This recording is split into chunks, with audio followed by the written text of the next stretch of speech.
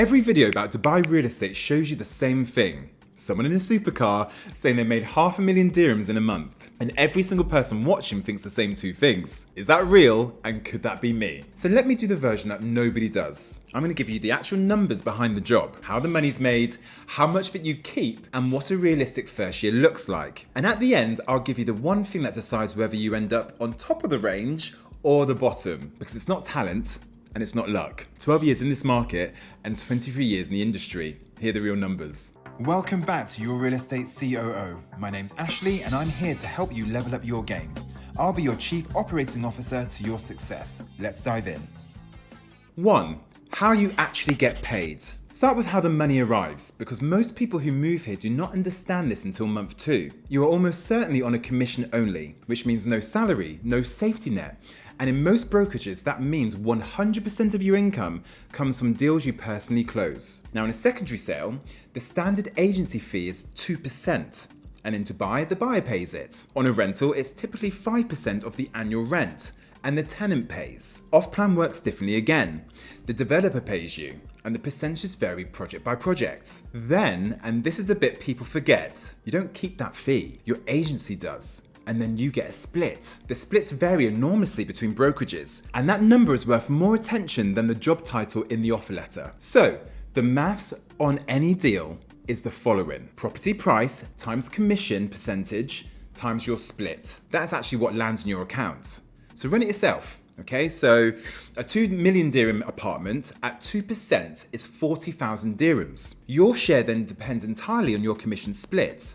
If it's 50-50, then it'll be 20,000 that you'll get in your pocket. Do that sum before you accept any job here, because two brokerages offering the same role can pay differently for the identical amount of work that you're going to be doing. 2.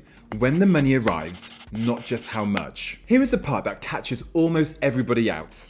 And it's ended more careers here than a low commission ever could. Your first deal realistically takes 3 to 6 months. Then the transaction itself takes weeks. Then the commission gets processed. So even if everything goes perfectly from day 1, the first real money lands somewhere around month 4 or 5. I call it the 8-week gap. Everything in this business pays roughly 8 weeks after the work that caused it, which means your income today is a receipt of what you did 2 months ago. I watched this end a career on my own team, by the way. So an agent came over from the UK.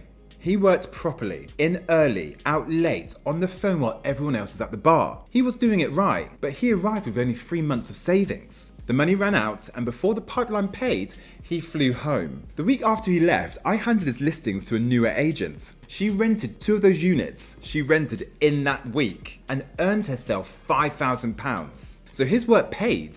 It just paid after he was gone to somebody else. So the number that matters before you move here is not your expected commission, it's your runway, okay? 9 to 12 months of living costs, and you know your monthly burn to the dirham. Number 3, what year 1 honestly looks like. Here's the honest shape of it. And I'm deliberately not giving you a single figure, because anyone who does give you one figure is selling you something. I'm not here to do that. So months 1 to 3, most likely nothing.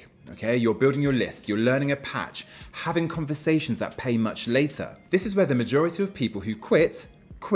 Months 4 to 6, your first deals. Now, if you've been doing the work right, often rentals come first before sales because they move faster and they're actually a better place to learn the process. Months 6 to 12, this is where the range explodes, and where 2 people who started on the same day end up in completely different places. Some agents are waiting for their second deal, and others are doing consistent business every single month. By year 2 or 3, the agents who stay disciplined are frequently earning multiples of what they could have earned on a salary job back at home. That part of the story is real, by the way, and it's why most people come. But look at the distribution honestly. 8 out of 10 who start here are gone within 2 years. So when someone shows you their best month, remember you are seeing a survivor, and you are seeing their best month, not their average one.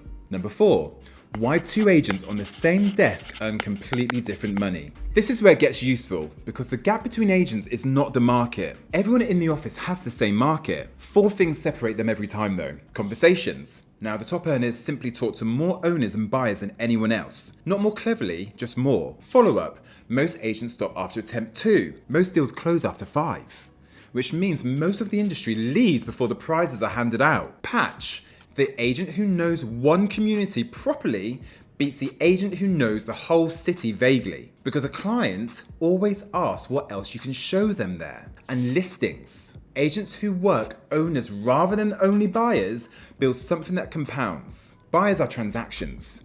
Owners are inventory, and inventory attracts buyers on its own. None of those four are personality traits. They are all choices you make about how you spend a Tuesday. Number 5, the thing that actually decides it. So, the thing I promised at the start. After 12 years here and 23 years in the industry, the single biggest predictor of what you earn in this job is not talent.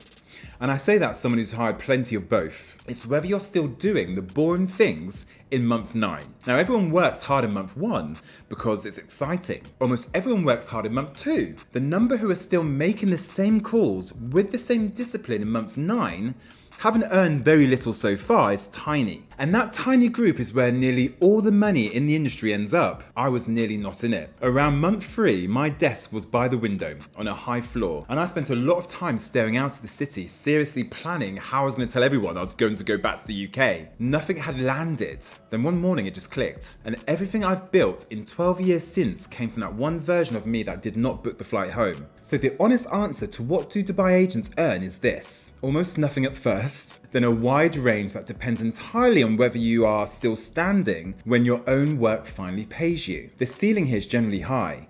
The floor is 0, and that difference between them is mostly attendance. If you're thinking about this career, do 3 things before you commit. Work out your runway honestly, ask the brokerage for their commission splits before you ask about anything else, and accept that your first 4 months are an investment, not a salary. If you're already in it and month 9 feels like nothing is working, that is not a sign to leave. That is the exact part everyone else leaves in. Everything I use with agents, the daily numbers, the follow-up systems, the whole thing is in the link below, and the first download is free. And if you know someone who is about to move here on 3 months of savings, send them this before they book that flight.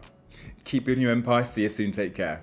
Remember, in real estate, your success is my operation. If this helped you move one step closer to your goals, smash that like button and subscribe for weekly real estate strategies. Until next time, keep building your empire.